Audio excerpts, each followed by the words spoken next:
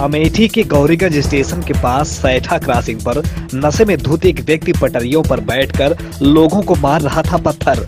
शिकायत पर पहुंची पुलिस ने शराबी को पकड़कर जमकर धुना। पुलिस द्वारा नशेड़ी को मारे जाने का वीडियो हुआ वायरल।